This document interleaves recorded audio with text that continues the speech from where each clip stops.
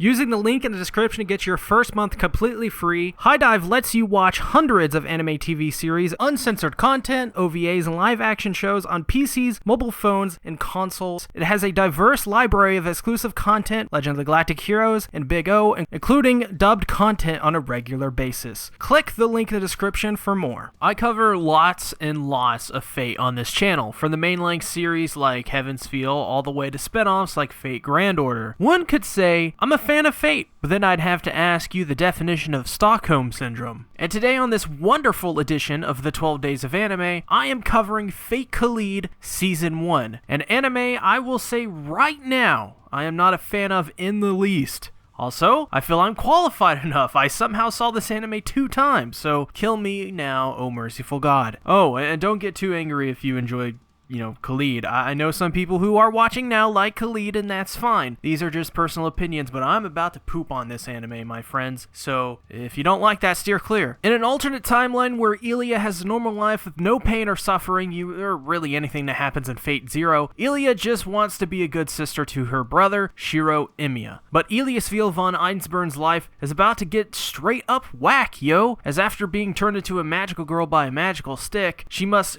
collect the class cards and restore order. Yes, this is Fate characters, but a blend of magical girls and card captor Sakura. This is Fate Kaleid liner Prisma star symbol Illya. From Silverlink, the studio that brought you Kokoro Connect, Non Bayori, the somehow fantastic Oath Under Snow, please for the love of God, watch my video on that. Fate Kaleid is a 10-episode magical girl anime show that has multiple seasons available on HIDIVE, Crunchyroll, and Verve. And if you use that dank promo code, you get a whole month of HIDIVE free to watch this. It's also directed by Shin Onuma, who has directed Oath Under Snow and A Sister Is All You Need. Can you see the disparity between the two? First off, the idea behind Kaleid is that it takes the characters of the Fate franchise and makes them magical girls.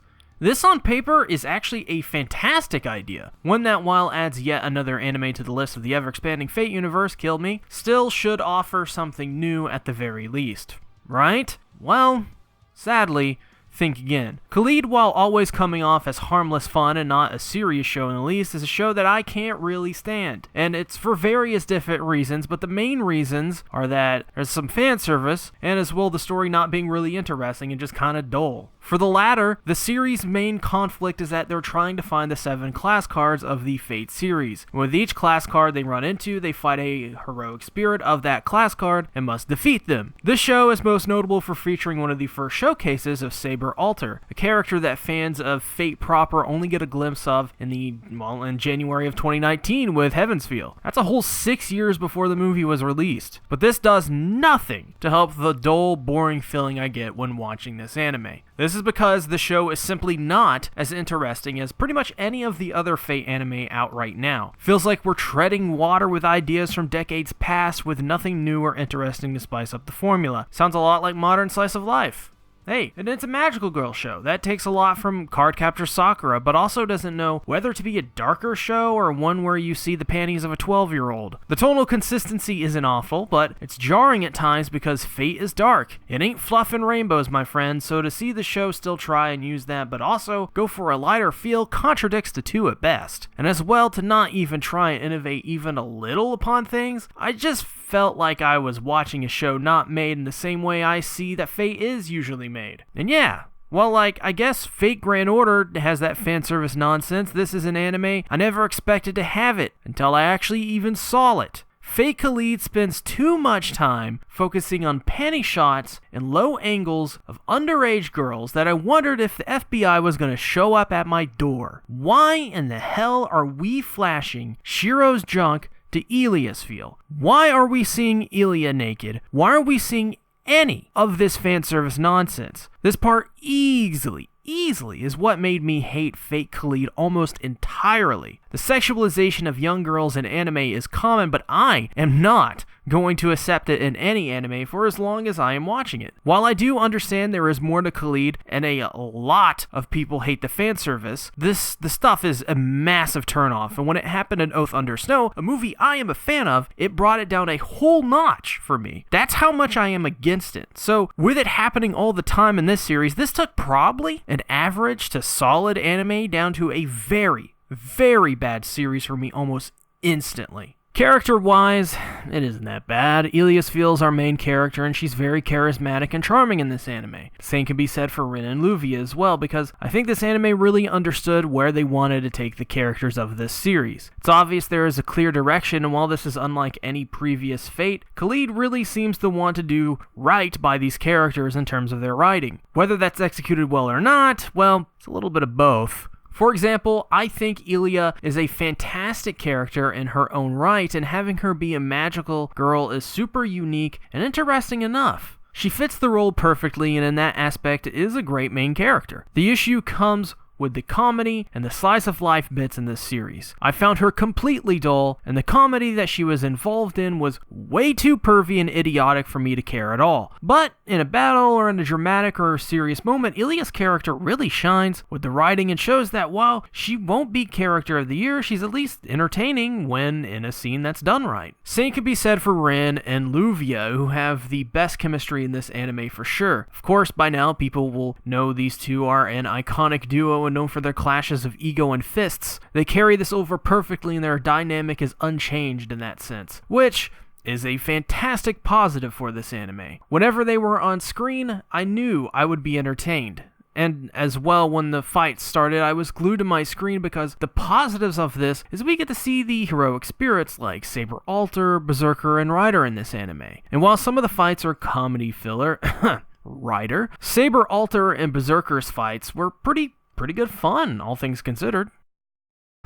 Man, this anime does not look good to me at all, especially comparing it to some of the manga panels I've seen. Kaleid looks like a dollar store version of the manga. Character designs are simply ugly, and they have this weird chibi design that simply just doesn't work. Honestly, I can't tell if this is just bad art design or just bad anime production, but I'm more likely to lean to the aforementioned, as that's mainly because of how good the animation is, but also because the designs suck, and I just can't. Take Shiro as an example. Look at this abomination. It does not look good. Who in their right mind signed off on these designs? But while characters are designed poorly, man, I gotta hand it to them, the backgrounds aren't. Backgrounds in Kaleid are pretty damn good, all things considered. They perfectly capture the essence of Fate down to the atmospheric, at times settings, like the bridge and Fuyuki. If you, for some reason, watch shows based off backgrounds, this may be one to check out the fight scenes for, because typically, when a fight rolls around, the background art looks really good. All around, the backgrounds are very detailed and well thought out, something I didn't expect, but appreciated nonetheless. I'm left